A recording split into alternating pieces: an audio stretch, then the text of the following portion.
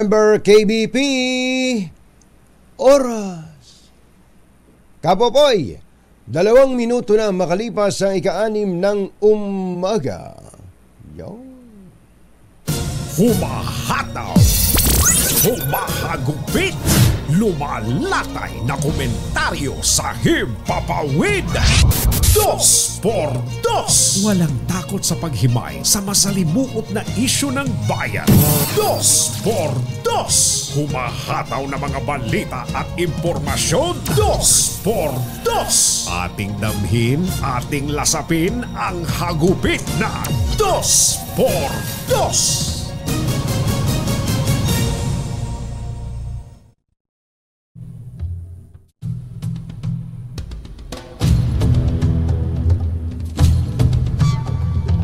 Inamin po ng bagong Agriculture Secretary Francisco Tiu Laurel Jr. na hindi posible sa ngayon na maibaba ang presyo ng bigas sa 20 pesos kada kilo. Ayon kay Laurel, ang 20 pesos kada kilo ay isang aspiration o pangarap. Ngunit imposible pa ito ngayon dahil ang pandaigdigang merkado ay nahaharap sa 15 taong mataas na presyo ng bigas. Giit pa ng kalihim, may mas komplikadong problema sa mundo na magpapahirap para maabot ang target na mababang presyo ng bigas, tulad ng pagbabago ng klima, El Nino, at ang pagkakaroon ng digmaan sa iba't ibang bahagi ng mundo.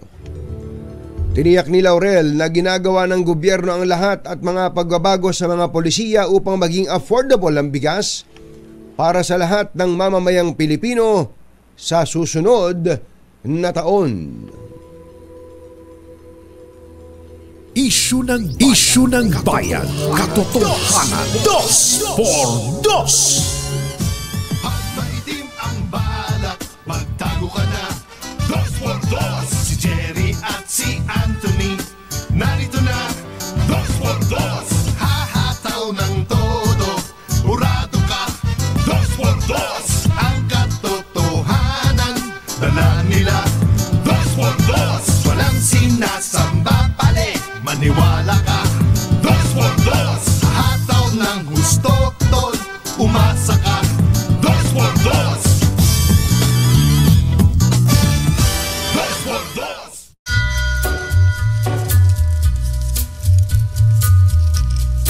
Hi.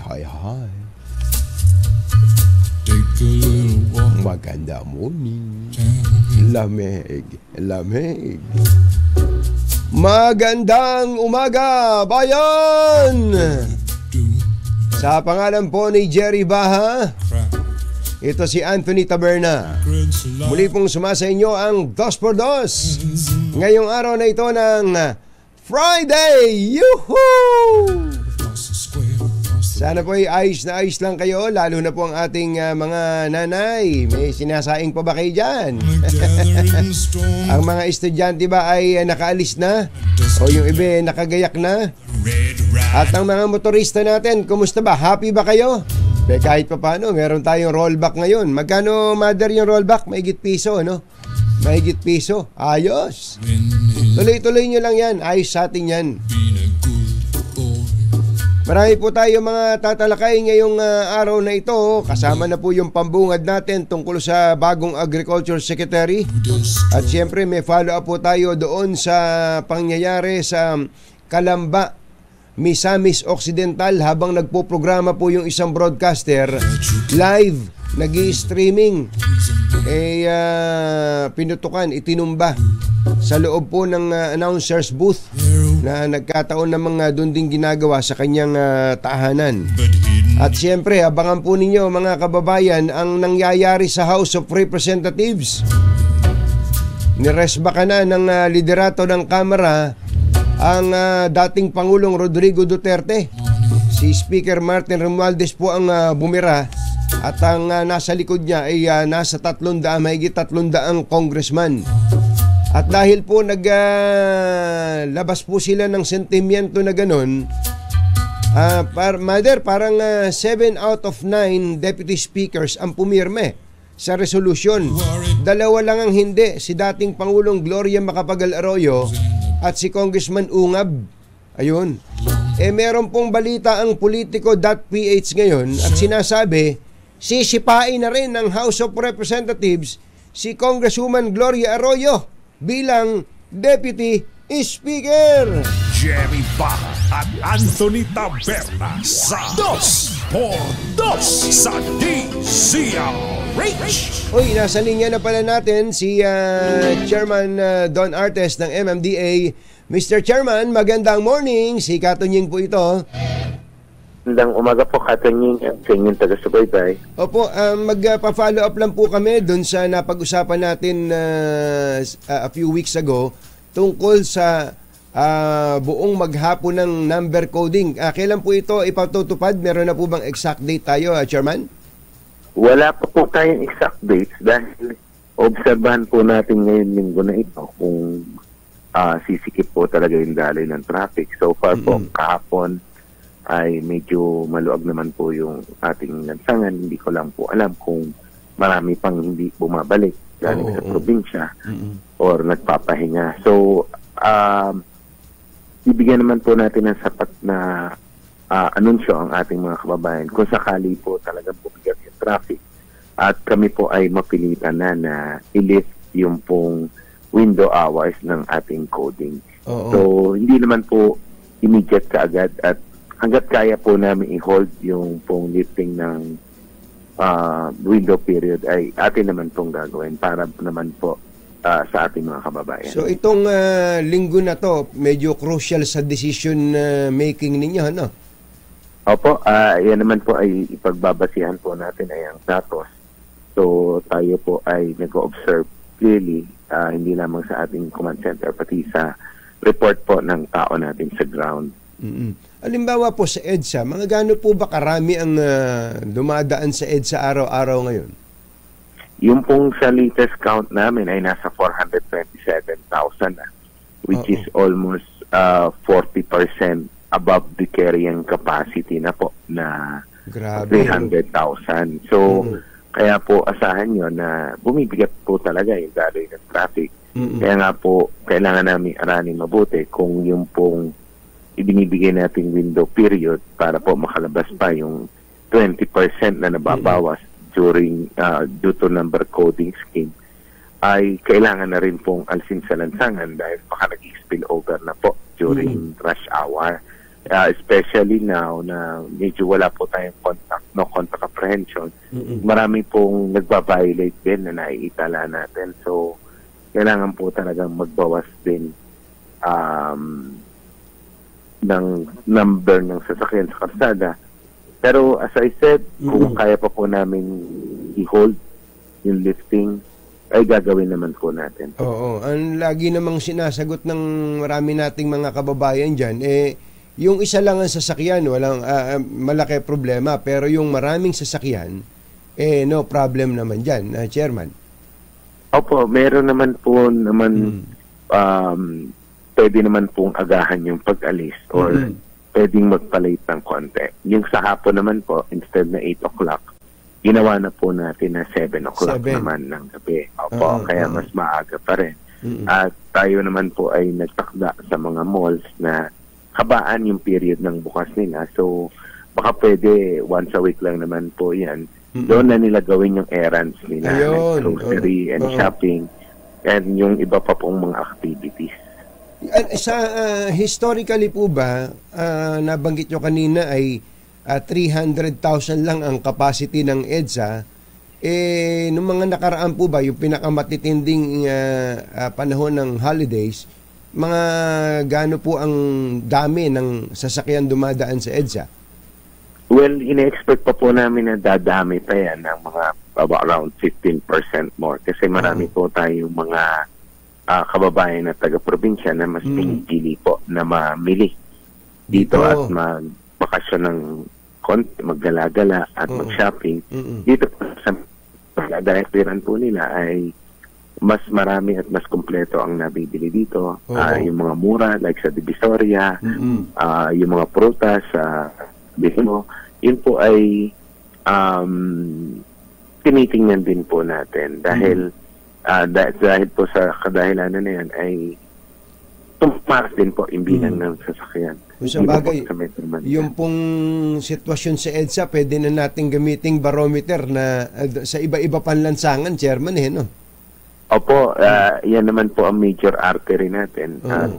Kung sumikip sa EDSA, kalimitan po, damay na po yung iba pa pong mga karsada natin sa buong Metro Manila. Okay. Isa na lang po, Chairman, at ito palang mga dumadaan sa EDSA bus lane, yung sa EDSA carousel lane, ay tataasan ng multa yung mga private motorist na dumadaan dyan. Kailan nga po ito i-implement? Sa Monday next week po, November 13, ay ipapatupad na natin yan. Kasi nakikita po natin, dumadami po yung gumagamit itong bus carousel na delikado po. Pangalawa, nakakakos din po ito ng traffic yung pag-in and out nila. Kasi tinitingnan din po nila kung may enforcers or may operations na may malayo. So, naglalabas-pasok sila ng biglaan. Una po, delikado yan sa aksidente. Pangalawa po, nakakaskip po yan ng daloy ng traffic, yung mga sudden changes of lane na yan. Kaya po, minabuti natin na taasan na yung penalty as a deterrent. Sinasabi po ng iba na anti-poor daw po yung measures na yan. Pero ang katwiran naman po namin, kung hindi ka magbabiolate, whether mayaman ka or mahirap, hindi ka dapat po mape-penalize. So, ang importante po dito ay yung disiplina at pagsunod sa batas, regardless kung mayaman o. Magkano po ito, Chairman, para lang i-emphasize natin sa mga nakikinig nating motorista ngayon? Opo, yung una pong violation ay 5,000 pesos. Ang second violation po ay 10,000 pesos plus 1 month suspension ng lisensya. At po seminar, yung third offense po ay 20,000 plus 1 year suspension ng lisensya. At kung hindi pa rin po madadala ay 30,000 pesos plus permanent revocation na po ng lisensya. Patay siya. Chairman, pasensya na kayo. Meron kasi kung nasusumpungan kung magkaminsan na dumadaan dyan, hinuhuli. May hinuhuli. Natsyempo kayo, nanguhuli yung ilang enforcer natin. Kaya lang, pagka po number 8 ay hindi hinuhuli. Siguro, sama-sama ng loob ng hinuli. Nakita niyang pinalampas yung private car pero may number 8 na plaka. Ano po ba ang marching orders ninyo sa inyong mga enforcer? Well, ang marching orders po natin ay outside doon sa 3 po na otorisado na gumamit ng bus lane, which are the buses, emergency vehicles, at clearly marked government vehicles. Yan po ay ang allowed. At sa labas po dyan sa 3 yan ay kailangan pong hulihin. In fact, may mga nare-receive po akong reklamo na gano'n nga po na hinuhuli sila na mga allegedly VIPs. Ini-ignore naman po natin yan. At tinutuloy-tuloy lang po natin. In fact, kung makikita niyo po, may mga nagbabiral ngayon na mga naka-Lexus pa, naka-BMW, na amin pong hinuhuli at tinitikitan. Okay po yun. Pero ang tinutukoy ko po, Chairman, yung pong mga special plate meron, tama ba intindi ko sa inyo, meron kayong hinuhuli na nagre-reklamo yung hinuli? Opo, na Congressman? Congressman ba yan? Yeah, hindi ko na po sasagutin yun. Pero minsan daw po nagagalit nga dahil nga nahuhuli sila. Pero just the same ang ating pong marching orders outside of the 3 authorized by the OTR na gumamit po niyan. Outside of that, hinuhuli po ng ating mga tauhan. Hahangaan po namin lalo ang mga enforcers natin. Pag nanghuli, mas gusto nga namin hulihin nyo yung mga congressman Ang totoo nga po nun, ang isinisigaw namin dito, Chairman, leadership by example, hindi ba? Opo, kami naman po, since ang jurisdiction po ng bus carousel ay nasa DOTR, sumusunod lamang po kami doon sa panuntunan. Kaya nga po ako ay humihingi din ng pangunawa sa ating mga kababayan na yun lamang po talagang 3 yun ang inauthorize ng DOTR. So, kailangan po namin sundin yun. That, outside of that, kailangan po namin hulihin kung sakaling gumamit ng bus carousel. Yes, sir. Mr. Chairman, salamat po sa inyo at Monday na yan, ha? Monday. Lagot Monday sila. next week po. Apa. Monday next week. Thank you. Magandang umaga po sa inyo. Salamat po. Magandang umaga sa inyo. Magandang umaga po. Si MMDA Chairman Don Artes. Masamang tao lang ang takot sa dalawang to. Kaya kung maitim ang balak, magtago ka na. Anthony Taberna, Jerry Baha. Dos por dos. Dos por dos. Nagpalit na yata ng number talaga to si LTO Chief Vigor Mendoza. Hindi na natin mahagilap eh. Gusto sana nating maglabas sila ng, o baka DOTR pwede, ng isang kautusan na i-require na sa mga may special plate na ilagay uli yung distrito ng congressman. Kasi pagka 8 lang na ganyan, pwede akong magpagawa ng plakang 8 eh. Sa Shopee nga, pwede kang umorder ng number 8. Di syempre, medyo natatakot yung mga enforcer dyan eh. Ibalik natin yung dati na nakalagay. Halimbawa, Quezon City, 1st District, number 8. Total, gusto naman ninyong gumamit ng special plate. Di ipakita nyo ng kung saan kayo galing, ipagmayabang nyo na, total pinagmamalakit, ginagamit nyo sa pambubrusko, ipakita nyo na sa amin para matukoy namin kung sino yung nakasakay talaga doon sa sasakyan na may number 8 na plaka. Botohan tayo ha. Payag ba kayo na ibalik ang sa plaka ng mga congressman yung district na nire-represent nung congressman? Ayon. Okay, oras po natin. Achi, Mr. Jalamtang, Lakyam Chapwehun, 6:18 ng umaga, ACS Balita. Susunod na. This time check is brought to you by ACS Manufacturing Corporation, ISO certified, maker of world-class quality Pride detergent. Department of Health, maging handa sa panahon ng sakuna. Maghanda ng Go Bag para sa bawat miyembro ng pamilya.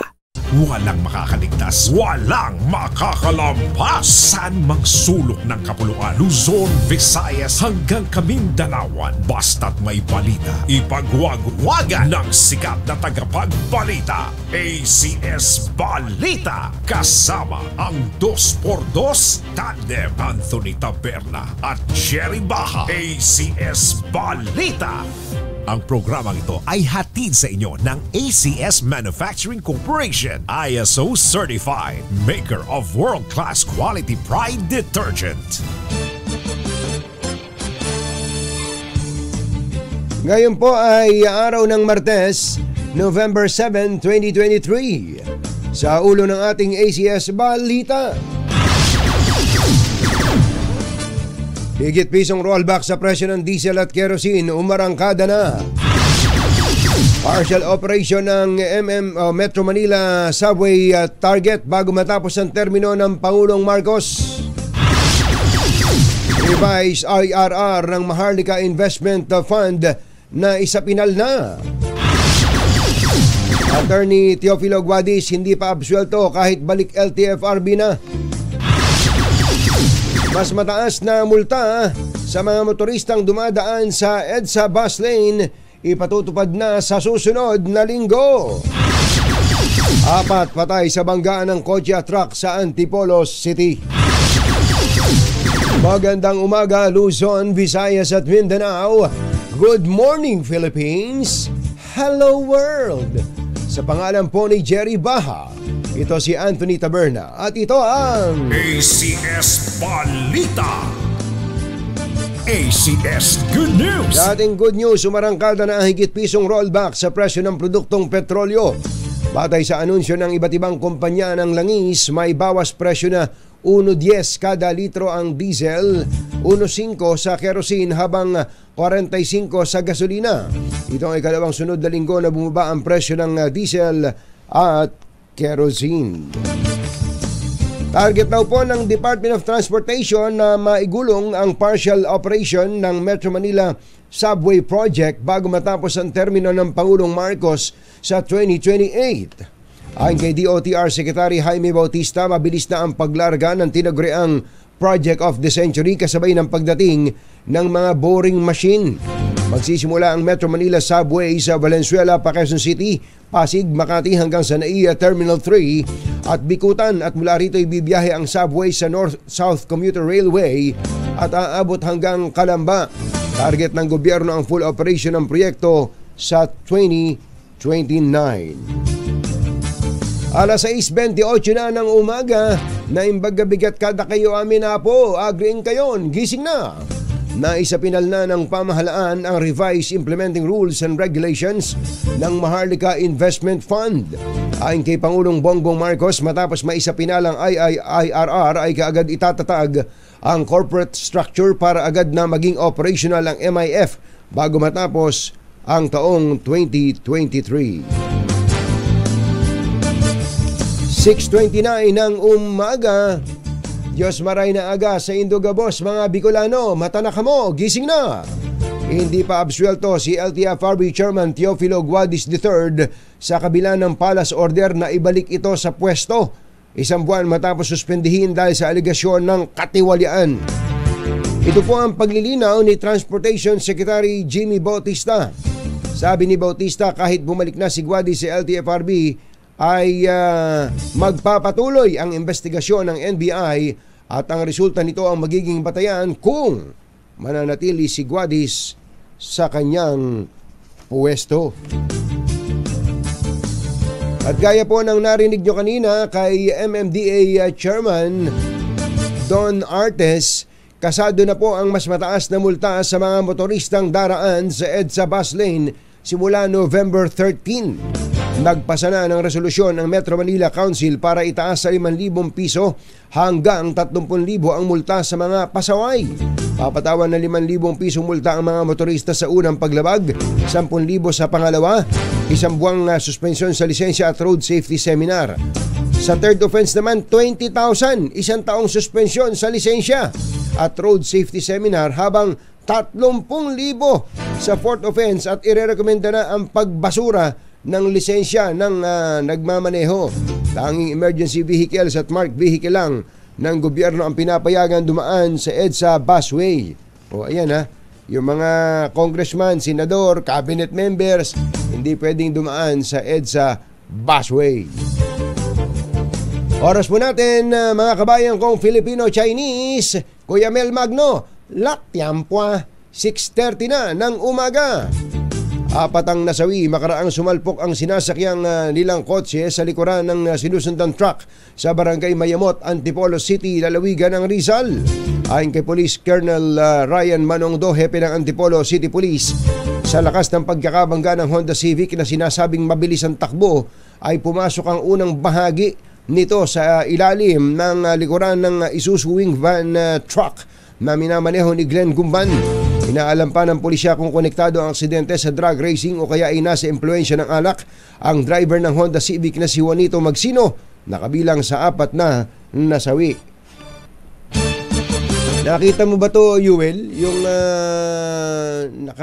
naka-kotse na yan? Meron pa silang video May video habang nagmamatulin sa pagpapatakbo. Hindi man ito drug racing, makikita mong hindi pang Marcos Highway ito Yung takbo na yun, actually hindi rin pang expressway dahil overspeeding Hindi po ba, mga kababayan? Yun po ang problema sa ilan nating mga kabataan, lalo na yung mga kabago-bago pa lang natututong magmaneho. Hindi po ito tungkol dito sa aksidente na to hindi po ito tungkol sa na-aksidente. Baka sabihin nyo, nagbe-victim blaming pa tong si Katonying. Hindi po. Para po sa lahat, ito pong sinasabi natin na marami pong mga kabataan ngayon na siguro kabago-bagong natututong magmaneho, ay nako, kung magsipagmaneho, parang mga race cars ang dala-dala. Nako, masaya yon, di ba? Masaya yon, mabilis. Woo! Woo! Sigawan kayo. Sigawan. Paano kung hindi mo naman alam kung ano gagawin ng mga katabi mo sa kalsada? Tulad nito, nalito daw dun sa U-turn slot. Dahil may U-turn slot na nadaanan, siyempre, merong ibang dumadaan sa kalsada.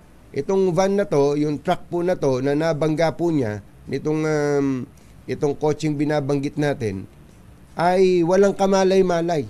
Nagmamaneho siya, baka pasipol-sipol pa yung driver na to. Ano ba pangalan ng driver nung wing van? Glenn Gumban, baka pasipol-sipol pa yun. Nagulat na lang daw siya, may bumangga sa likuran niya. Ayun, umilalim po yung kotse doon sa van na to. Kaya yung pong mga motorista natin, lalo na po pagkagabi, lalo na kung ito hindi naman inaantok, halata naman hindi inaantok, talagang nataypan lang nila na mabilis ang pagpapatakbo. Naku po, ang kaligayahan ay pwedeng makuha sa ibang paraan. Dito, pag isang pagkakamali mo lang, pagkukwentuhanan ka na lamang. Alas 6:34 na ng umaga, susunod! Ano na nangyayari sa kamera? Totoo bang sisipain na si Deputy Speaker Gloria Macapagal Arroyo? Nako po, lumalaki gawak. Yan at iba pang balita sa pagbabalik ng ACS Balita. 6:34 ng umaga. Walang balitang makakaligtas, walang balitang makakalampas, saan mang sulok ng kapuluan. ACS Balita! ACS Balita! Ang programang ito ay hatid sa inyo ng ACS Manufacturing Corporation, ISO Certified, maker ng world-class quality Pride detergent. Hi! Maganda morning! Anong araw ngayon, kumbachero? Today is Laundry Day, Friday! Yahoo! At pag Laundry Day, all you need is Pride Washing Machine Detergent. May triple stain away formula kaya tanggal ang makapit, madikit at malupit na dumitmantsa kaya easy ang labada. Kaya pala mula noon hanggang ngayon, all you need is Pride. All you need is Pride. ACS. Kasama ang 2x2 tandem Anthony Taberna at Jerry Baha. ACS Balita.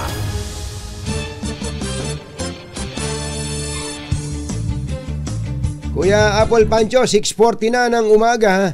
Uy, marami tayong mga reaksyon tungkol dun sa payag ba kayo na ibalik yung distritong kinakatawan ng congressman doon sa plaka na number 8.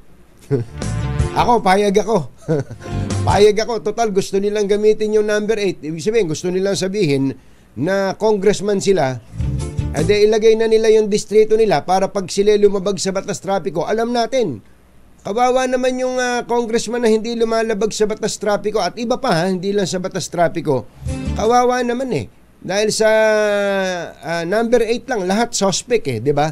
Ilagay na natin yung nire-represent nilang distrito. Sabi nga ni Attorney Raymond Ventura, tama! Sabi ni Kuya Mel, tama! Sabi ni Eliseo Pascasio, payag ako na ilagay yung distrito para magkaalaman na. Ayun. Sabi naman ni Ronald, tama yan, para malaman kung sino talaga ang makapal ng. Ayun. Sabi ni Cypress, tama! Puro tama ito. Si Nestor Paginto, mas matindi. Sabi niya, dapat ilagay po yung tarpaulin sa gilid ng sasakyan niya. Ang birang pati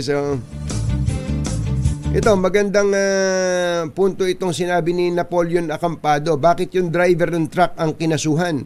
Walang kakwenta-kwenta batas na ginawa. Alam po ninyo, mga kababayan, talagang nasa batas pa kasi yun basta po may namatay. Katulad halimbawa, meron pong hindi ba sa expressway, Yoel? Makakakita ka ba naman ng taong tumatawid sa expressway? Di ba? Dapat wala, di ba? Dapat wala. Di ikaw na motorista, expressway, tollway yun easy. Siyempre, naka 100 kph ka. Biglang may tumawid na tao. Di ba? Sabi mo, wala akong kasalanan, nasa expressway ako Hindi. Sapagkat meron kang civil liability at nakapatay ka. Ganun po yun po ang malungkot Yun po ang malungkot ganun talaga. Kaya yung driver ng truck, hindi makukulong yun. Pero, makakasuhan, pero hindi po makukulong. At ang totoo nun ay, Sa totoo lang po ay hindi naman niya talaga kasalanan yun. Yayaman, pinag-uusapan natin ang mga kalsa-kalsada. Yan po sa Barangay Santo Niño, Quezon City. Meron pong naglalakbay sa kalsada ninyo, sa mga kalsada ninyo. Lakasan ninyo radyo ninyo sapagkat meron pong bagman ang DZRH na mamimigay ng salapi. Ang aming bagman na si Sherwin Alfaro ay nandyan po sa Barangay Santo Niño, Quezon City. Kasama ang 2x2 tandem Anthony Taberna at Jerry Baha. ACS Balita.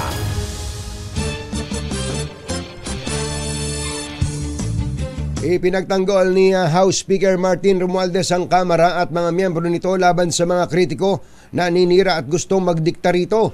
Sa kanyang talumpati sa pagbubukas ng ikalawang regular na sesyon ng 19th Congress, binatikos nito ang hindi tinukoy na kritiko na ang intensyon ay lumikha daw ng pagkakawatak-watak sa bansa.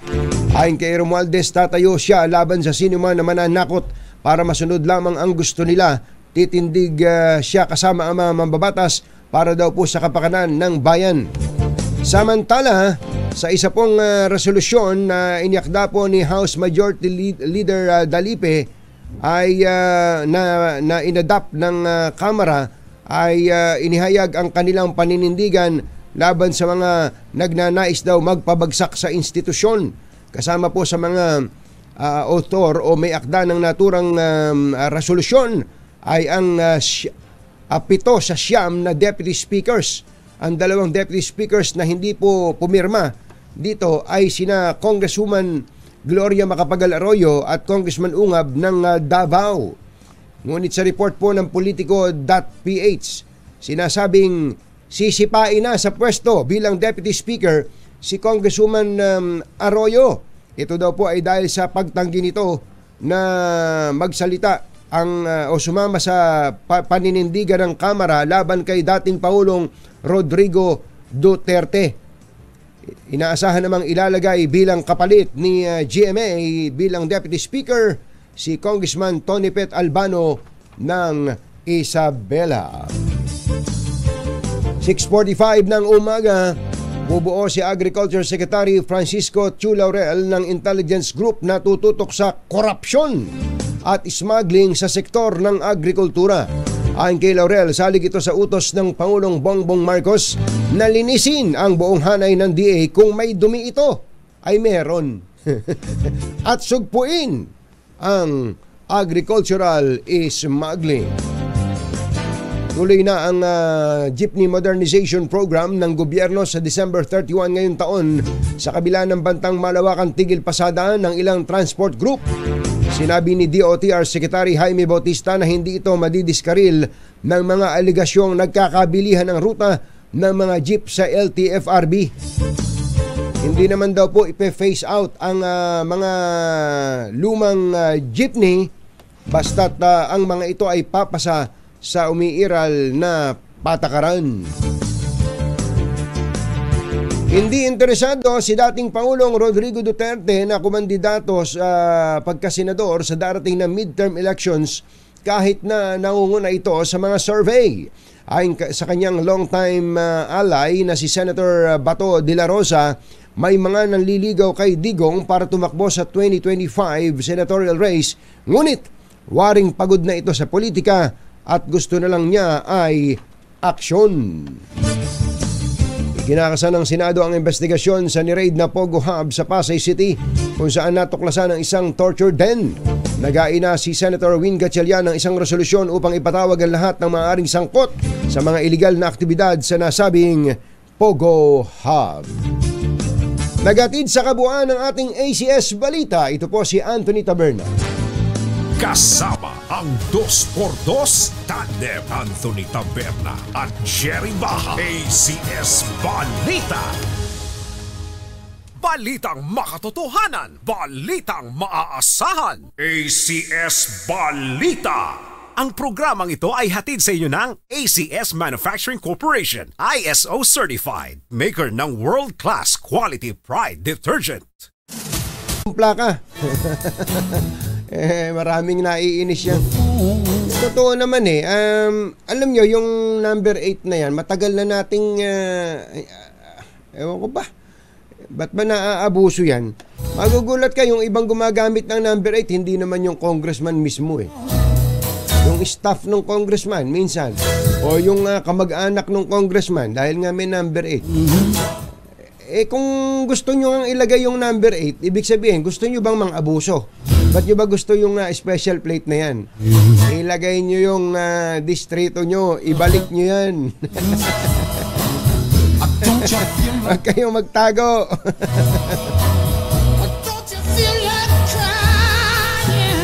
Magandang umaga pala kay Customs Commissioner Bienvenido Rubio. Siguro panay ang ayos ni Commissioner ng kanyang kwelyo ngayon, no? Sabi, Sabi, tumaas daw po ng 1.4% ang target na koleksyon sa buwis ng Customs nitong katatapos na buwan ng Oktubre. Ayon po sa Customs, nakakolekta sila ng 78.6 billion noong Oktubre, mas mataas ng 1.08 billion sa target nilang makolekta. At mula daw po January hanggang October, sabi, lampas-lampas na sila sa kanilang target. Meron daw po silang tinatawag na surplus. Wow, ayun. Commissioner Bienvenido Rubio, ituloy nyo lang yan. Pero kailangan pa rin pagbutihan ang kampanya laban sa mga smuggler. Smuggler man na diretso o kaya technical smuggling man yan, dapat po ay tuloy-tuloy ang kampanya lang. At kailangan hindi lang basta merong nahuhuling smuggled items, dapat ay may naipapakulong na smuggler. Masamang tao lang ang takot sa dalawang to. Kaya kung maitim ang balak, magtago ka na. Anthony Taberna, Jerry Baha. 2 por 2. 2 por 2.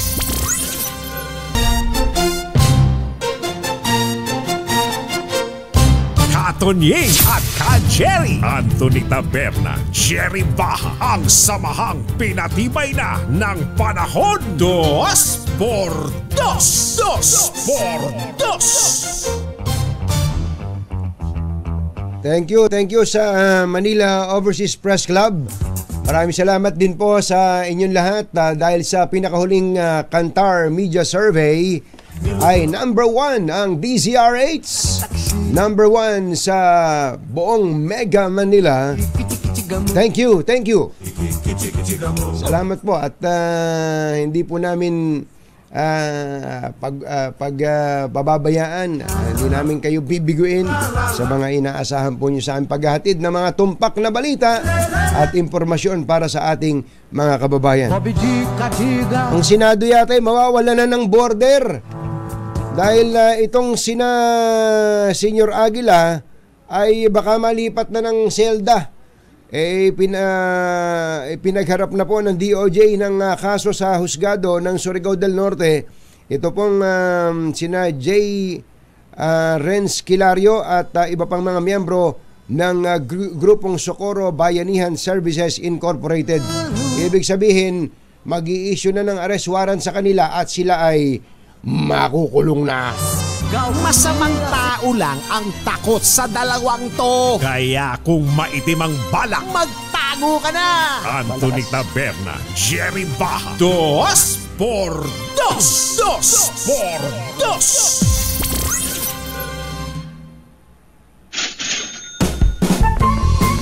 Dahil malakas ang kakong makinig sa DZRH, malakas ka rin sa amin. Itoto nyo na ng malakasan ang inyong radyo at makakay na ang matyempohan ng aming roving reporter na nakikinig o nanonood sa DZRH. Instant, mananalo ka ng malakasang 1,000 pesos sa DZRH Malakas Promo, hatid sa atin ang kauna-unahang radyo sa Pilipinas, DZRH. Una sa Pilipinas, una sa Pilipino. Ang tanong, saan ba naroroon ng ating bagman? RH Sherwin Alfaro. Come in, Sherwin! Yes, Katunying. Ito, kanino po pa binabanggit yung numero 8 na plaka. Ito ba yun? Yan. Yan. Dito yan sa barangay Santo Niño sa Ayos. unang hakbang. Sa unang hakbang dito yan sa Galas, Quezon City. Dahil na-tempo natin itong numero 8 na to. Baka may wangwang yan. May wangwang ba yan? Wala, tricycle lang. Tricycle lang balay. Kala ko naman yun ay plakang binabangkit mo. Pero malakasan dito sa number 70, Barangay Santo Niño, yung kanilang pakikinig sa, ano ba yan? Magandang umaga po. Ay, ano po yung, ano pinagiging yung speaker dyan, tignan mo naman, may istante. Oh, matindi. Parang stand-pan. Stand-pan pa, hihinaan nyo po yan. Pahinaan nyo. Kasi delayed yung audio niya, delayed. Delayed, Yan. Delayed ng 3 minuto yung... Ayun yung kanyang cellphone. O tapos ano to? May ebidensya rito. Ano to? Kitang-kita. Nagkosolitaryo kayo ng umagang-umaga. Nagkosolitaryo. Pangalan nyo po? Edgar Aguilio, sir. So Edgar, ako palagi kinakatune sa Disney. Siyempre naman. At sino pa paborito yung announcer sa umaga? Ayan yung nandalawa, sakay kasunod. Hindi makanda. Sino yung announcer naman? Si Anthony Taberna at Jerry Baha. Anthony Taberna, bigyan ng 1,000 yan! Salamat! Thank you, DJ Reyes. Thank you. Meron pa. Ang dami rito, Anthony, na nakatune sa Disney. Kasi po, ayan, tatawid lang, tumawid lang. Dami puno ng sasakyan yan Oo, ito yung unang hakbang sa Galas. Pag nag-unang hakbang ka na, talaga masusundan to ng maraming hakbang dahil paakyat to eh. Paakyat to. Para hinihingal ka. Ayun, ito si Nanay. Nanay, ano yung pinakikita mo? Anthony Taberna yan eh. Nagsasampay na natin yung radyo. Ang ingay ng radyo nyo. Umagang umaga yung radyo ang ingay-ingay. Ayan o, busy rin ito pinakikinggan. Ayos. Hinahan mo muna ka mo. Ano nga yung radyo ngayon? May echo tayo para tayo si Unga Ayala. Ayun. Ayan. Ayun, okay. Sino pa rin mo pala announcer, Nanay? Nasensya ka na, maliit ang bahay namin eh. Hindi, ayos lang, Nanay. Parang sasabihin ni Nanay, hindi ko kasya. Huwag ka na raw pumasok. Ayan na. Ito na. Sino pa rin mo announcer sa umaga? Si Anthony Taberna. Anthony Taberna, bigyan ng 1,000. Bigyan mo na kagad. Salamat po.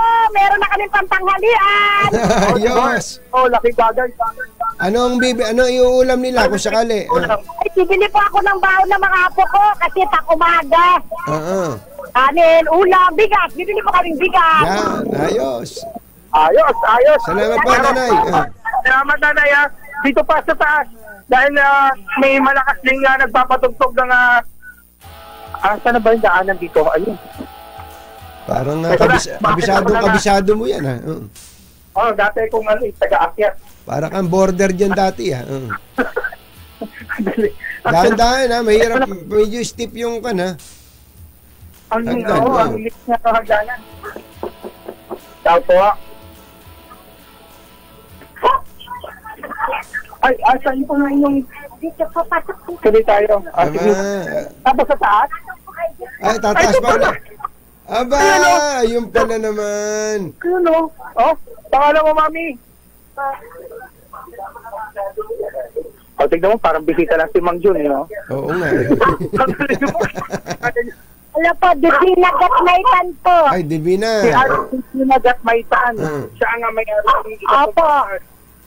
Kilala po namin yan dahil kapatid po namin yan sa pananampalataya. Kaya pala naman. Kadibina, magandang umaga po. Nakaserte lang po ako dahil sumisilip lang po ako sa bintana. Tinalong po ako ni Sherwin po.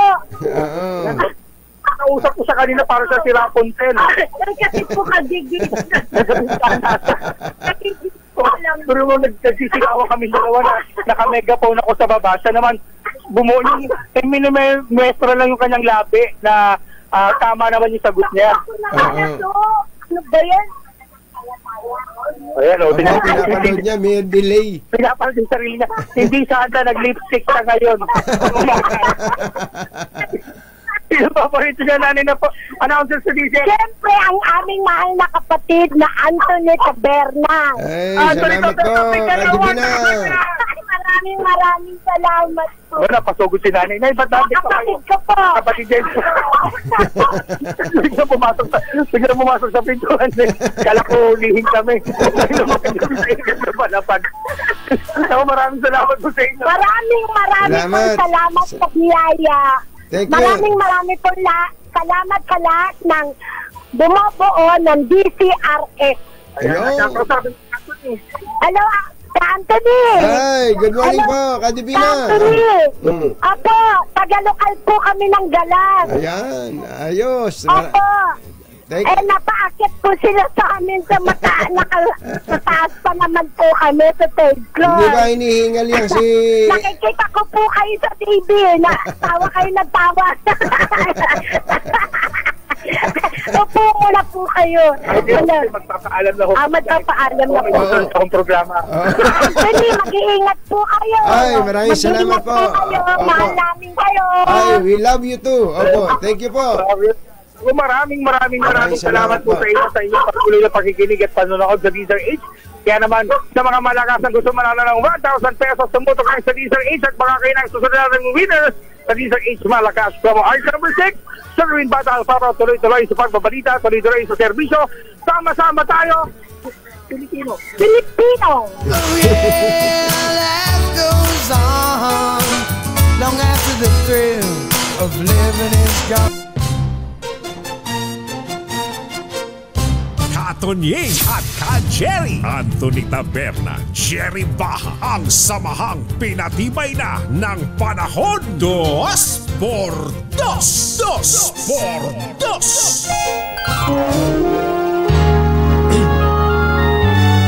Kauna-unahan sa Pilipinas.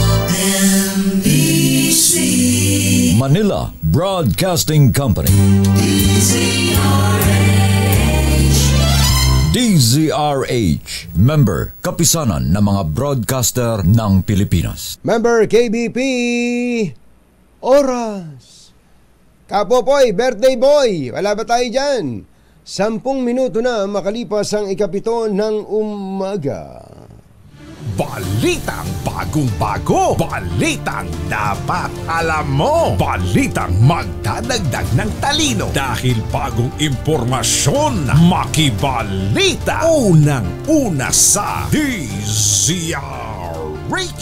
Pangunahing balita kasama ang 2x2 tandem nina Anthony Taberna at Jerry Baha.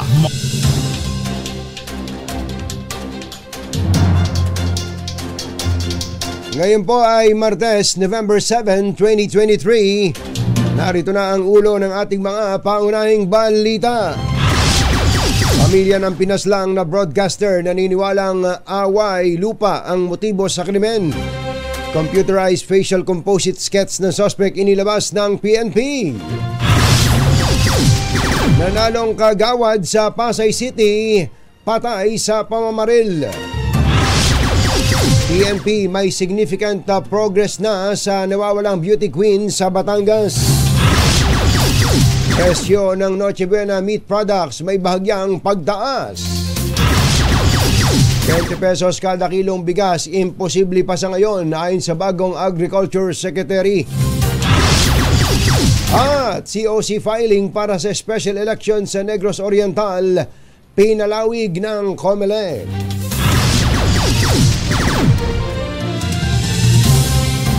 Magandang umaga Luzon, Visayas at Mindanao. Good morning Philippines. Hello world. Sa pangalan po ni Jerry Baha, ito si Anthony Taberna. At ito ang Pangunahing balita. sa detalye ng ating mga balita sa oras na Engineer Tony Nanggel, 7:12 ng umaga. Posible umanong personal na galit ang motibo sa pagpatay sa mamamahayag na si Juan Humalon sa Misamis Occidental. Ayon sa Misamis Occidental Police, lumilitaw sa testimonya ng mga witness at pamilya ni Humalon na personal grudge ang motibo sa krimen. Gayunman sinabi ng pulisya na hindi pa rin nila inaalis ang posibilidad na may kinalaman sa trabaho ang pagtumba kay Humalon. Sinabi naman sa DCRH ng anak ni Humalon na si Stephen Kyle, 70 hanggang 70% silang naniniwala na away lupa ang dahilan ng pagpatay sa kanilang padre de pamilya. Limited lang yung pong pwede namin sabihin. Meron siyang katulong. Yan lang po tungkol sa lupa. Basta may usapin tungkol sa lupa. Opo, yan po yun. Yes po. Pero sa inyong pagkakaalam, talagang may kaaway siya tungkol sa lupa. Opo. Sa 100%, gaano kataas, anong porsyento ang kayo naniniwala na may kaugnayan sa lupa ang pagkamatay ng tatay mo? I think 70 to 90, something like that. Yan po ang tinig ni Stephen Kyle Humalon, anak ng napatay na si Juan Humalon. Inilabas na po ng PNP ang computerized sketch ng isa sa mga sospek sa pagpatay sa mamamahayag na si Juan Humalon sa Misamis Occidental. Sa inilabas na larawan, tinatayang may taas na 5 feet to 5'6" ang suspect, medium built at kayumanggi. Tinatayang nasa edad 40 ang suspect, may suot na red cap, green shirt at itim na shorts nang mangyari ang krimen. Ang suspect sa computerized sketch ay ang naiwan umano sa gate ng bahay ng biktima para magsilbing lookout. Patay sa pamamaril ang isang bagong halal na barangay kagawad sa Pasay City kagabi. Kinilala ang nasawi na si Lina Camacho, 58 anyos, dating barangay treasurer, at bagong halal na barangay kagawad sa lungsod ng Pasay. Base sa ulat ng Pasay City PNP, 2 lalaki ang bumaba sa motorsiklo sa harap ng barangay at pinagbabaril ang biktima. Agad namang tumakas ang sospek na si Vladimir Katubay, 27 anyos, residente sa barangay 187 sa Naturan Lunsod. Nasa kote naman ang isang sospek sa shooting incident kasunod ng follow-up operation. Naisugod pa sa Adventist Medical Center si Camacho, subalit agad ding binawian ng buhay dahil sa tinamong 2 tama ng bala sa leeg. Nagsasagawa na po ng manhunt operation ang mga otoridad laban sa sospek. Alas 7:15 na ng umaga, inanunsyo po ni PNP Chief Benjamin Acorda Jr. na may significant progress sa investigasyon sa pagkawala ng beauty contestant na si Catherine Camilon. Kasabay nito, hinimok ni Acorda ang mga sangkot sa pagkawala ni Camilon na sumurrender na para gumaan ang kanilang kaso. Tumanggi naman itong isa publiko ang bagong mga impormasyon na ipinresenta ng PNP Criminal Investigation and Detection Group. May pabuyang 250,000 pesos sa sinumang makapagbibigay ng impormasyon sa kinaroroonan ng beauty queen. Alas 7:16 na ng umaga, asahan po ang mas mataas na presyo ng ilang Noche Buena meat products dahil sa tumaas na production cost ng meat processors. Ito'y makaraang makipagpulong ang mga opisyal ng Department of Trade and Industry sa mga meat processor bilang paghahanda na rin sa darating na holiday season. Gayunman, nilinaw ni DTI Assistant Secretary Mary Jean Pacheco na maliit lamang ang itataas sa presyo ng Noche Buena products tulad ng iba't ibang uri ng hamon. Susunod na pupulungin ng DTI ang iba pang manufacturer ng Noche Buena items tulad ng gumagawa ng mga palaman sa tinapay at fruit cocktail. Imposible pa sa ngayon na maibaba sa 20 pesos ang kada kilo ng bigas sa mga lokal na pamilihan. Ito ang inamin ni Agriculture Secretary Francisco Tiu Laurel Jr. sa kanyang unang press briefing bilang kalihim ng departamento. Pero sinabi ni Laurel na umaasa ang Agriculture Department na magiging abot kaya ang presyo ng bigas sa pagtatapos ng 2024. To do our best to try to make rice affordable. Kaya ng bulsa ng mamamayan. But we're hoping to do that in the coming, maybe towards the end of next year. But of course, modernizing is not easy. May procurement process, may ganon. So it might take a little time. But we're going to do it as fast as possible.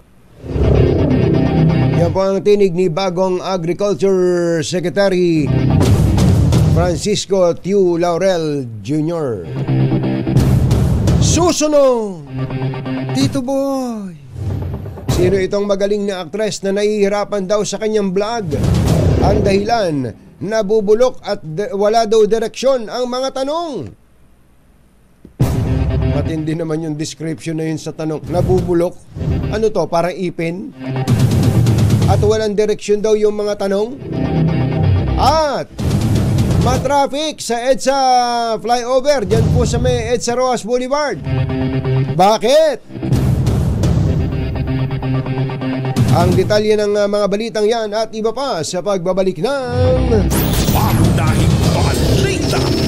Tito Albert Nagales, 7:18 ng umaga. This time check is brought to you Anthony Taberna at Jerry Baha. DZRH. Pangunahing Balita.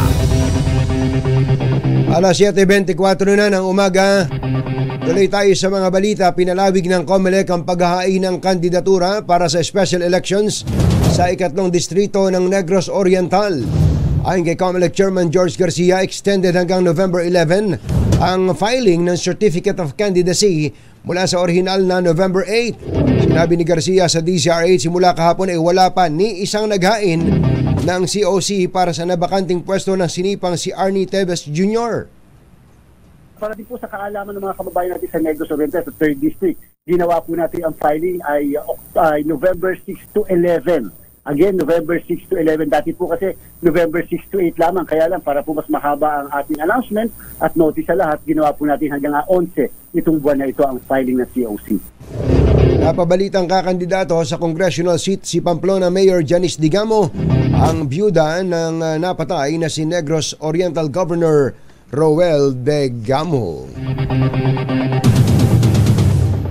Nagbitiw bilang miyembro at opisyal ng PDP laban si Senior Deputy Speaker at Pampanga Representative Aurelio Gonzales Jr. Kasunod ito ng di umanay pagbabanta sa buong Kamara na ginawa ni dating Pangulong Rodrigo Duterte, ang chairman ng partido. Sinabi ni Gonzales na labis siyang nalungkot at sumama ang loob ng marinig kay dating Pangulong Duterte na sabihin niyang bulok ang Kongreso. Ginawa ni Gonzales ang pagbibitiw sa gitna ng pagtalakay ng Committee of the Whole sa Senate Resolution 1414 na nagpapahayag ng suporta sa liderato ni Speaker Martin Romualdez. Samantala sa ulat naman ng Politico.ph, sinabing sisipain naman bilang Deputy Speaker ng Kamara si Congresswoman Gloria Macapagal Arroyo ng Pampanga. Ipapalit di umano sa kanya si Isabela Congressman Tony Pet Albano. Ito ay sa dahilang hindi pumirma si GMA sa resolusyon ng pagsuporta kay Speaker Romualdez na bumibira naman sa mga kritiko ng House of Representatives.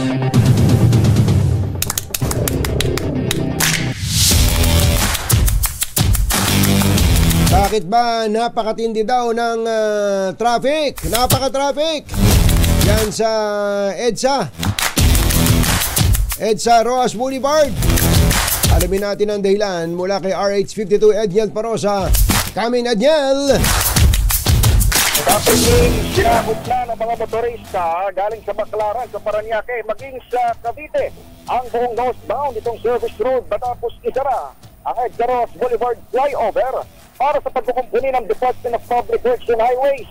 Bumulaga sa mga motorista magbabalik trabaho o eskwela. Wala pa kagabi hanggang ngayong umaga itong total closure ng nasabing tulay na inanunsyo naman na ng Metropolitan Manila Development Authority noon pang 26 ng Oktubre.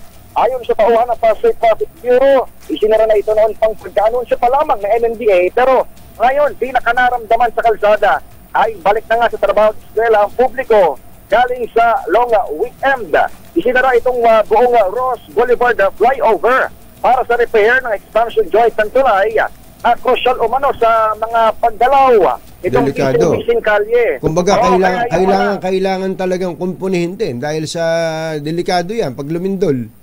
Yes, at itinapat nga katunying sa long weekend. Kaya lang itong mga motorista galing Cavite at Parañaque, lalo na yung mga hindi nakaamoy nitong abiso ng MMDA, kinain na nga itong lahat ng lane ng service road dahil sa heavy traffic. Nakikita natin dito bukod doon sa mga private na chikot, itip sa traffic, mga jeep, naging yung mga bus. Yung ilan pa, pasampa pa lamang sa carousel mula PITX o galing south. dahil hindi naman talaga, o kahit hindi naman talaga sila tatawid ng tulay, damay sila dito sa heavy traffic. Para naman sa mga motoristang sa southbound, para silang mag-U-turn sa may Buendia flyover patungo sa Macapagal hanggang sa kanilang destinasyon. Pero ito pa yung mas masamang balita para sa mga commuter at motorista, tatagal pa pala itong repairs ng DPWH hanggang sa 12 ng Nobyembre. Naku po. 5 araw pa mula sa mga oras na ito hanggang alas 5 ng umaga sa nabagit na petsa. Para sa kauna-unahan sa Pilipinas, Diesel H, ito sa Edniel Parrosa. Tuloy-tuloy sa pagbabalita, tuloy-tuloy sa servisyo. Sama-sama tayo, Pilipino. Napaka-importante ng public information, ano? Kung maigting ang public information dissemination, baka hindi ganyan ang inabot dyan. Pero kung sa bagay, ano? Pagkagaling sa bakasyon, wala namang pinakikinggang balita ang ating mga kababayan. Nako, napakatindi ng traffic. Konting tiyaga, konting tiis.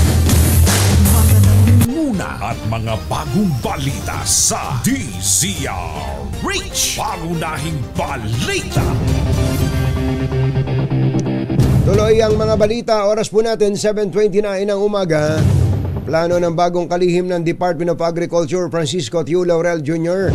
na bumuo ng intelligence group na tututok sa korupsyon at smuggling sa agri-sektor. Ayon kay Laurel, salig ito sa utos ng Pangulong Bongbong Marcos na linisin ang buong hanay ng DA kung madumi ito at sugpuin ang agri-smuggling. Gayunman wala pang balak ang bagong kalihim na magkasa ng palasahan sa ahensya. Handa rin daw siya makipagtulungan muna sa mga kasalukuyang opisyal ng DA at saka na lamang isasalang sa assessment ang kanilang trabaho. Naglabas ang Bureau of Customs ng bagong pamamaraan o alituntunin para sa pagripaso o pagproseso o pag-aproba at pagbabayad ng duty drawback claims. Ang mga alituntunin sa ilalim ng inilabas na Customs Memorandum ay upang tiyakin daw na walang dobling paghahabol sa pagproseso ng refund at maging komprensibo ang mga alituntunin para sa application. Hindi ko naiintindihan to. Hindi ko naiintindihan itong binabasa ko. Masyadong technical to. Ano ba gusto nilang sabihin dito? Gusto nila mabilis ang proseso. Ay, ganun lang. O ayun, yung pong tungkol sa pagbabayad ng duty drawback claims daw sa customs, gusto nilang mapabilis. O mamaya, babalikan ko to. Huwag kang alis yan, babalikan kita. Sa ibang balita, natagpuan ang putol-putol na bahagi ng katawan ng tao sa magkahiwalay na lugar sa syudad ng Iloilo. Unang nakita ng isang magsasaka ang 2 pares ng putol na braso na nakasilid sa sako sa Zone 3 sa Barangay Tikud bandang alas 6 ng umaga. Samantala sa distrito ng Haro, nakasilid din sa sako ang bangkay na isang pinaniniwalaang lalaki na walang ulo at kamay habang may 6 na tama ng saksak sa katawan. Nasa tabi ng sako ang piraso ng karton na may nakasulat na "Ibalik ang kamay na bakal, babala sa mga puser." Isang Amerikano ang natagpuang patay sa loob ng isang motel sa Mabalacat, Pampanga. Ayon sa mga empleyado ng Sogo Hotel sa Barangay Dau, napansin na nilang nahihirapang huminga ang biktimang si Brian Corujo, 38 anyos, nang ito ay mag-check-in. Noong oras na ng check-out ng guest, tinawagan si Corujo sa kanyang silid ngunit hindi ito sumasagot sa telepono. Dahilan upang puwersahan ang buksan ang kanyang pinto. Dito na bumalaga sa kanila ang walang buhay na katawan ni Corujo na hinihinalang inatake sa puso. Susunod! Eto na. Sino daw itong sikat na aktres? Veteranang aktres na nagkakaloko-loko daw sa vlog dahil sa wala sa hulog ang kanyang mga tanong. Yan at iba pa sa pagbabalik ng Pangunahing balita. 7:33 ng umaga. Sa ating mga tagapanood, tagapakinig, sangayon ba kayo na ilagay yung distrito na ikinakatawan po ng mga congressman dun sa number 8 na plaka na kanilang ipinagpaparangalan na nakakabit sa kanilang mga magagarang sasakyan? Ang ating pong contention dun, mga kababayan, total naman gusto nilang gumamit ng special plate, ba't nahihiya silang sabihin kung saan silang distrito galing?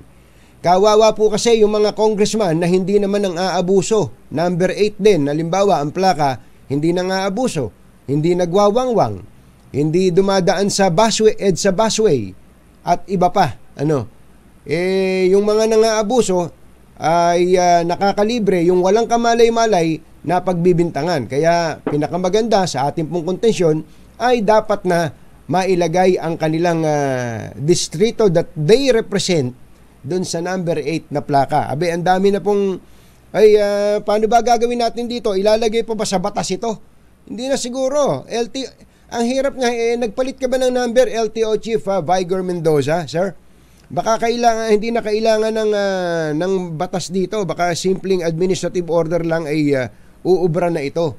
Kung kaya nyo yung mga congressman. Ang problema kasi sa mga congressman, kapag gumawa kalimbawa na isang mungkahi na sila ay mahihirapan, ipapatawag ka sa kongreso at ikaw ay pagagalitan at iko-contempt at ikukulong ka.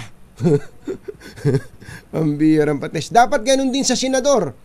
Kung number 7? Number 7. O kung number 7 yung senador, lagay nyo yung initial ng senador. Kasi wala naman silang distrito. Para pare-pareho tayo, walang lamangan. Ang sabi nitong si Joanne Su, tama yan, abuse of authority ang power yung ginagawa ng congressman. Si Marco MD, tama yan, makita namin kung sinong congressman yung dumadaan sa bus lane na hindi hinuhuli. Wilhelmina Triguero, payag, ilagay district pati pangalan ng opisyal. Masyado mahaba pagka pati pangalan. Sabi naman ni Hannah D, payag na payag para alam natin ang mga congressman na mapang-abuso sa power. Ayan. Yan po yung mga sabi naman ni Ninoy Evangelista, tama yan, Katunying. May distrito dapat sa plate number 8 nila. Ayun. Ang pinagsimulan po nito, mga kapuso, mga kapamilya o mga kapamuso at mga kapatid. Yun po sinabi sa ating kanina ni MMDA Chairman Don Artes na kahit po mga VIP ay hindi pwedeng dumaan sa EDSA busway. At kapag dumaan po sa EDSA busway starting Monday, kung hindi ka lang din bus o kaya emergency vehicle, ay hindi ka pwedeng dumaan doon. Pag dumaan ka doon na private motorist ka, ang laki ng multa, 5,000, 10,000, 30,000, at ang ending nun, mawawalan ka ng karapatang magmaneho. Mga nangunguna at mga bagong balita sa DZRH. Pangunahing balita. Magandang dilag. Pangunahing balita sa showbiz. Magandang dilag. Magandang morning sa ating mga taga-subaybay dyan po sa Ilocos Norte.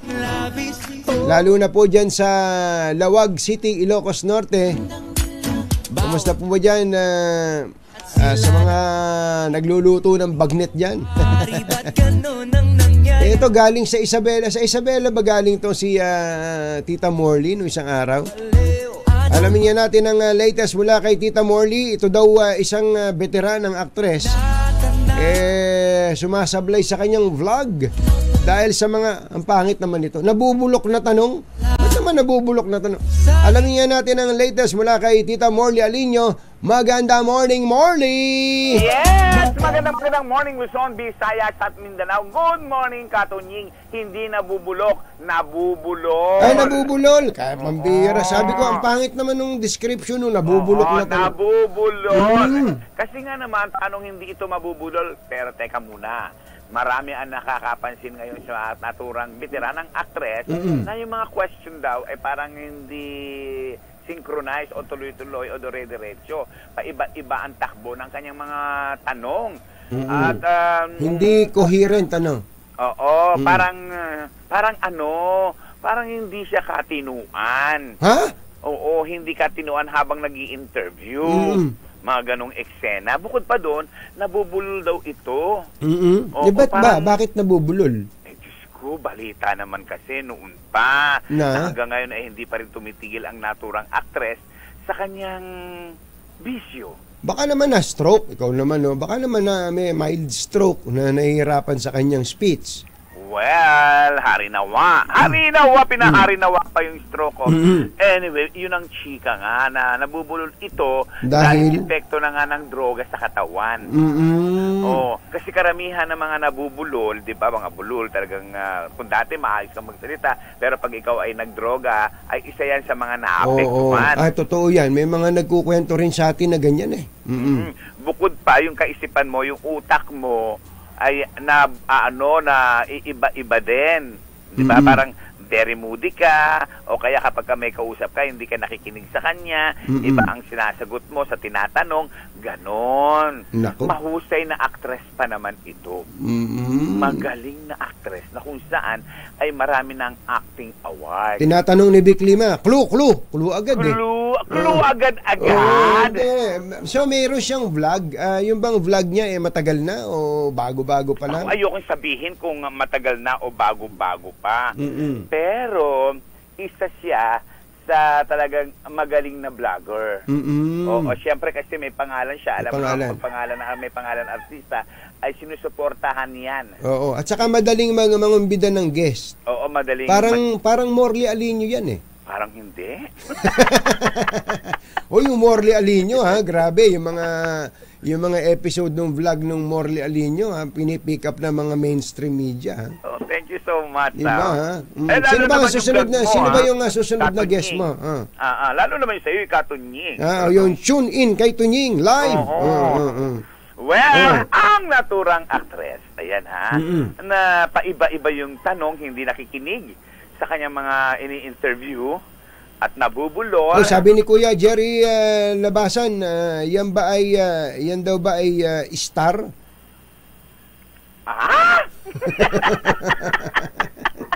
Basta, isa siya sa mga bituin. Malaking bituin na nagkikislapan. Sa langit-langitan ng showbiz world. Kasi pag nagbigay ako ng clue, bigay na bigay agad ito dahil pag nagbigay ako. Basta, isa lang ang masasabi ko. Magaling siyang artista. Titig pa lang, acting na. Hindi, magaling pala talaga yan. Titig pa lang, acting na. Yan ang ating DZRH Showbiz Satis News. Ito po ang inyong RH47, Morley Alinio. Tuloy-tuloy sa pagbabalita, tuloy-tuloy sa serbisyo, sama-sama tayo Pilipino. Babu! Anthony Taberna at Jerry Baha, DZRH, pangunahing balita. Sa sports, ibinulsa ng Team Pilipinas ang pilak na medalya sa 2023 World Beach Ultimate Championship sa California. Nasa likod ng Amerika ang Pilipinas Ultimate Grandmaster Open Team 12-9 pero umangat sa 13 pang bansa.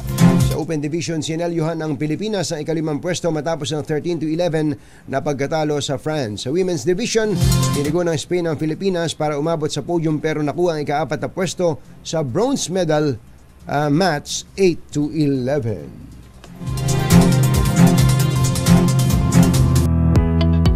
Sa atin po namang health news, sa kagandahan loob ni Giselle Ricafort. Bagamat madalang ang food poisoning mula sa beer, lumitaw sa bagong pag-aaral na maaaring maging breeding ground ng bakterya ang non-alcoholic beer. Ayon sa researchers mula sa Cornell University, wala daw pong ethanol concentration ang non-traditional beers na siyang pipigil sa bacterial growth. Madali din umano itong kapitan ng spoilage microorganism, may potential toxin production at foodborne pathogen dahil sa kawalan ng pH acidity, mataas na sugar concentration at mababang carbon dioxide at hop bittering compounds. Kabilang sa delikadong kumapit sa non-alcoholic beer ay Salmonella at E. coli, ang common strain na nagdudulot ng human illness. Ganun pala. So, Mother, ang sinasabi mo dito, Mother, kung ikaw maglalasing, ang inumin mo na lang yung alcoholic kaysa sa non-alcoholic. Ganon? Ganon, ha? Sa ibayong dagat, binuksan na ulit ang Rafah crossing para sa limitadong paglilika sa mga naipit na sa Israel-Hamas war sa Gaza Strip patungong Ehipto. 2 araw sinuspindi ang evacuation sa mga dayuhat mga sugatan sa Gaza, kabilang ang 20 Pilipino matapos ang Israeli strike sa isang ambulansya. Nasa 80 dual national at 17 medical evacuee ang naitawid sa Rafah kagabi, habang sinundo naman ng 6 na ambulansya ang mga sugatan. Mahigit 10,000 Palestino na ang napatay sa Gaza, kabilang ang 4,000 mga bata. Nagatid sa kabuuan ng ating mga pangunahing balita. Sa pangalan po ni Jerry Baha, ito si Anthony Taberna. Mga nangunguna at mga bagong balita sa DZRH. Pangunahing balita.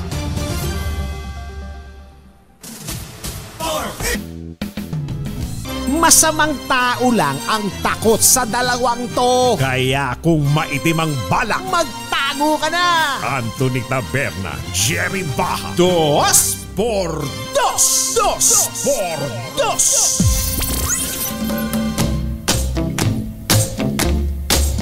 Ay, magandang umaga ulit kay Kabanatuan Senro, Kuyang Jun Almasan. Kumusta ba? Kumusta ba ang ating mga kabundukan dyan sa lalawigan ng Nueva Ecija? Sino ba yung ating penro sa Nueva Ecija?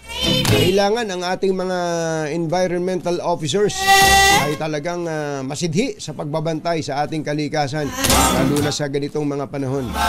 Magandang umaga rin kay Undersecretary Mitz Cuna ng DNR, siyempre kay Secretary Tony Yulo Loizaga. Baka kailangan nyo nang magpalit ng bubong ng bahay, ha? Mga sira-sira na yan dahil sa marami ng mga karanasan sa buhay.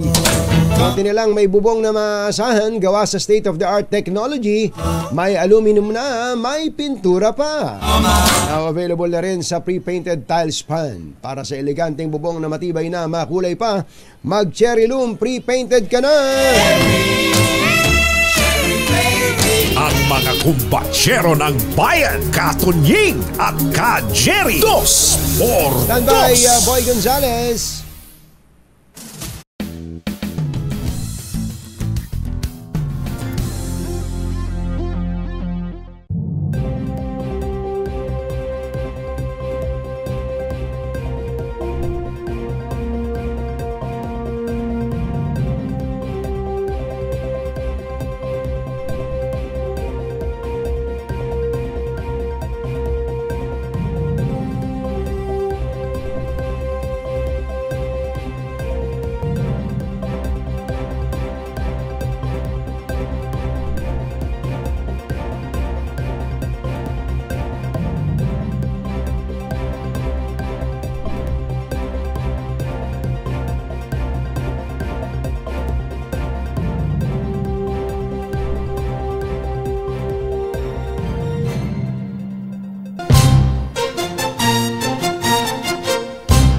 Tonying at Ka-Jerry, Anthony Taberna, Jerry Baha, ang samahang pinatibay na ng panahon. 2 por 2. 2 por 2. Uy, nananawagan lang tayo sa Department of Labor and Employment.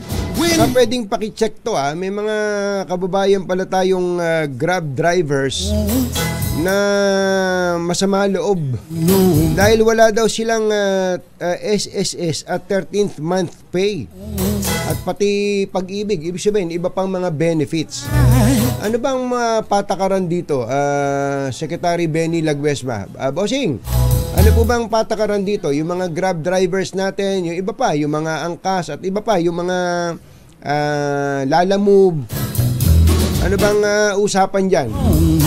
Hindi rin natin kabisado, pero meron na pong mga sumasama loob dahil panahon po ito ng 13th month pay ito mga panahon na to. Ibig sabihin marami meron, sila wala. Diba? At pinapaalala din natin sa mga employers na ang 13th month pay po ay hindi pwedeng January. Ang deadline po niyan ay Mother, December 23 ba yung deadline ng 13th month pay? December 23 o December 24? Dapat December 23 o kaya mas maaga pa. Dito sa DCRH nagbigay na yata ng 13th month pay. Bilis-bilis First Friday ng December. Ano? First Friday, tinan mo na. Ganun dapat. Yung mga employers natin dyan, baka magkakalimutan tayo, prorated naman yan. Halimbawa ay kabago-bago nyo lang sa kumpanya. Halimbawa ay kalahating taon pa lang kayo sa kumpanya. Hindi naman kayo aasang buong sweldo ninyo, katumbas na isang buwan sweldo ay 13 month. Hindi po. Prorated po yan. Alam na alam po ng mga taga-HR at taga-finance po ninyo yan. Ganun sana. But there's no one. Katonying at Ka-Jerry, Anthony Taberna, Jerry Baha, ang samahang pinatibay na ng panahon. 2x2. 2x2. Okay, Mr. Gabby. Kumbachero, namimiss ka na namin. Pero wag kang magmadali. Hinahayaan ka namin na magdalamhati. At take your time, kumbachero. Muli ang aming pakikiramay sa iyo at sa buong pamilya kaugnay ng pagpanaw ng iyong may bahay na si Ate Sally Bertuben Baha. Hanggang ngayon pala pinag-uusapan pa rin yung kaya ba na ibaba sa 20 pesos ang presyo ng bigas. Palagay ko yun pangarap na lang na hindi na magkakaroon ng katuparan Kasi po hindi mo kailangan maging rocket scientist para sabihin hindi talaga pwede. Paano uubra? Maliban na lang kung ang gobyerno ay magpapakalugi as in isasubsidize ang bigas na ibebenta sa ating mga pamilihan. Hindi ubre. Paano uubra? Higi nga, paano uubra magiging 20 pesos? Gusto nating alagaan ang ating mga magsasaka. Paano natin mapapasaya ang mga magsasaka? Magkaroon sila ng magandang kita. Paano po sila magkakaroon ng magandang kita? Bilhin ang kanilang produkto, ang kanilang palay sa mataas na halaga. Ang presyo po ng palay ngayon pagka po magandang palay, nagbe 24-25 pesos per kilo. Palay po yan mga kababayan. Napaka-imposible na ang palay 24 pesos mo bibilin kahit pa nga tuyo na yan, ready for milling. Tapos ibebenta mo ng 20 pesos yung bigas. Ano ka? Baliw? So malabo talaga yun. Pangarap lang yun. Maliban na lang kung darating ang panahon na libre ang binhi, libre ang pataba, libre ang pesticide, libre ang pagkain ng mga magsasaka natin, libre ang kanilang pansutustos habang nakatanim ang kanilang palay mula sa pagtatanim hanggang pag-aani, libre ang kanilang lahat ng mga gastusin, pwede nilang ibenta ang kanilang palay ng 15 pesos. Pero kung hindi ganon, wag na natin pag-usapan yung 20 pesos dahil yun pangarap lang. At sabi nga sa isang kanta, anong kailangan kong gawin upang matigil na ang kabaliwan kong ito? Wag na natin pag-usapan yun dahil hindi po totoo yun. Pangarap lang yun. Sa pangalan po ni Jerry Baha, ito si Anthony Taberna. Hanggang sa susunod na hambalos at hagupit ng 2x2 Damdaming Bayan. Susunod na. Flash Report. Flash Report! May flash report po tayo. Ang biyahe daw po ng MRT3 ay nilimitahan sa North Avenue Station hanggang Shaw Boulevard Station dahil sa obstruction. Magallanes Footbridge. Abangan po ang detalye sa Damdaming Bayan. Bye! Happy weekend! Yoo-hoo! This time check is brought to you by